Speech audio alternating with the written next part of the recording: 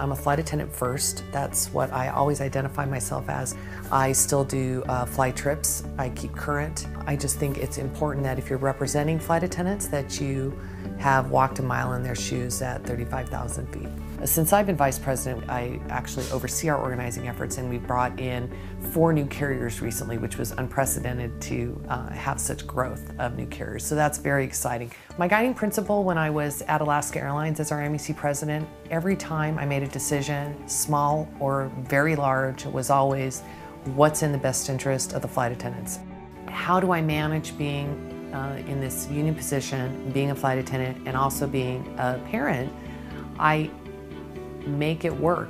I work really hard on creating healthy boundaries because I believe that flight attendants need to see themselves in these union leadership positions, and so we need to create space where they feel welcome. So I think when I talk about myself as a candidate, I just have to say that it's not about me, it's about what all of us represent at our 20 plus carriers and our flight attendants from all different kinds of demographics, whether they're from a charter carrier or a legacy carrier or a regional carrier. It's what do we have in common, and I think that that's what needs to be the focus, and that if we can all identify with a leader that can be inspirational and appreciate all those aspects, and a leader that can listen to what these different groups are saying and find a way to inspire that group so that we can all move the profession forward. I found lately that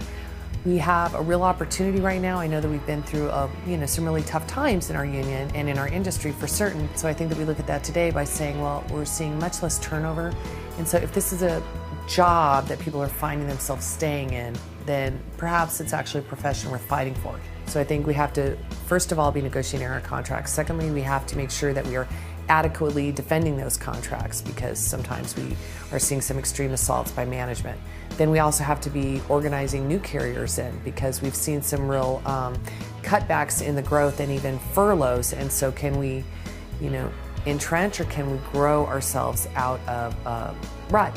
And the third thing is building alliances, and that's alliances within our union, with other unions, with our communities, and on Capitol Hill to have legislation that directly improves the flight attendant profession, because anything that we can legislate, we don't have to negotiate. I am absolutely excited to be the future president of the Association of Flight Attendants and work with the board of directors, the highest governing body of our union.